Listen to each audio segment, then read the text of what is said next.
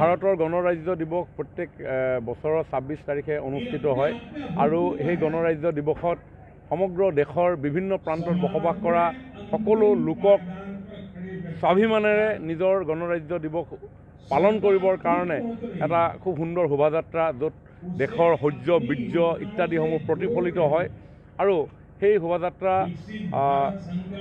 যেতিয়া তেওঁলোকে প্লেনিং কৰে বিশেষভাৱে আমাৰ ডিফেন্স মিনিষ্ট্ৰীয়ে তেতিয়া তাত প্ৰত্যেক ৰাজ্যৰ যাতে প্ৰতিনিধিত্ব হয় সেই কথাটো তেওঁলোকে ধ্যান ৰাখে আৰু সেই অনুসৰি প্ৰত্যেক ৰাজ্যকে সেই প্ৰতীক পদত নিৰ্বাচিত কৰিবৰ কাৰণে আহ্বান জনায়। সেই সূত্ৰে আমাৰ অসমকো জনায়। যোৱা বছৰ আমাৰ অসমে বসুধৈৱ কুটুম্বকম যিটো G20 যি আমি আয়োজন কৰাৰ যি সুযোগ পাইছিলোঁ তাৰ ওপৰত ভিত্তি কৰি সেই থিমৰ ওপৰত ভিত্তি কৰি আমাৰ প্ৰতীক পদ প্ৰদৰ্শিত হৈছিলে। এইবাৰো আমাক জনাইছে।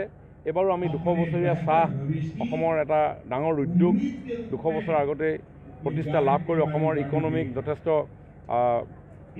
ষ্ট্ৰেংথেন কৰিবৰ কাৰণে উদ্যোগটোৱে সক্ষম হৈছিল। আমি 200 বছৰীয়া চাহৰ এটা নমুনা আমি বিবেচনাৰ কাৰণে পঠিয়াইছোঁ আৰু কথাটো এনেকুৱা নহয় যে প্ৰত্যেক বছৰে প্ৰত্যেকখন ৰাজ্যই পায়ে থাকে কাৰণ লিমিটেড থাকে আৰু অন্যহাতে আমাৰ ৰাজ্যৰ সংখ্যা বেছি থাকে গতিকে কোনোবা ক'ৰবাত থাকি যায় কোনোবা এটা বছৰ গতিকে যদি আমাৰ এই বছৰ কিবা কাৰণত থাকি যায় মই ভাবোঁ এইটো বৰ বিশেষ চিন্তনীয় বিষয় নহয়। নিশ্চয় নেক্সট টাৰ্ণত আমি আকৌ পাম। ভাৰতৰ গণৰাজ্য দিৱস প্ৰত্যেক বছৰৰ 26 তাৰিখে অনুষ্ঠিত হয় আৰু সেই গণৰাজ্য দিৱসত সমগ্ৰ দেশৰ বিভিন্ন প্ৰান্তত বসবাস কৰা সকলো লোকক স্বাভিমানেৰে নিজৰ গণৰাজ্য দিৱস পালন কৰিবৰ কাৰণে এটা খুব সুন্দৰ শোভাযাত্ৰা য'ত দেশৰ শৌৰ্য বীৰ্য ইত্যাদিসমূহ প্ৰতিফলিত হয় আৰু সেই শোভাযাত্ৰা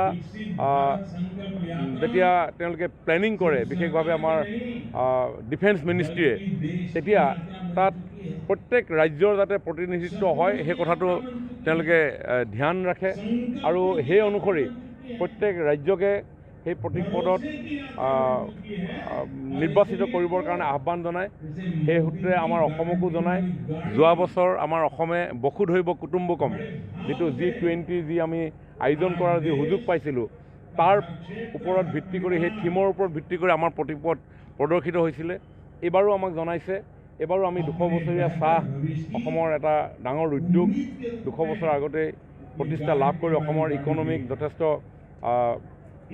ষ্ট্ৰেংথেন কৰিবৰ কাৰণে উদ্যোগটোৱে সক্ষম হৈছিল। আমি 200 বছৰীয়া চাহৰ এটা নমুনা আমি বিবেচনাৰ কাৰণে পঠিয়াইছোঁ আৰু কথাটো এনেকুৱা নহয় যে প্ৰত্যেক বছৰে প্ৰত্যেকখন ৰাজ্যই পায়ে থাকে কাৰণ লিমিটেড থাকে আৰু অন্যহাতে আমাৰ ৰাজ্যৰ সংখ্যা বেছি থাকে গতিকে কোনোবা ক'ৰবাত থাকি যায় কোনোবা এটা বছৰ গতিকে যদি আমাৰ এই বছৰ কিবা কাৰণত থাকি যায় মই ভাবোঁ এইটো বৰ বিশেষ চিন্তনীয় বিষয় নহয়। নিশ্চয় নেক্সট টাৰ্ণত আমি আকৌ পাম।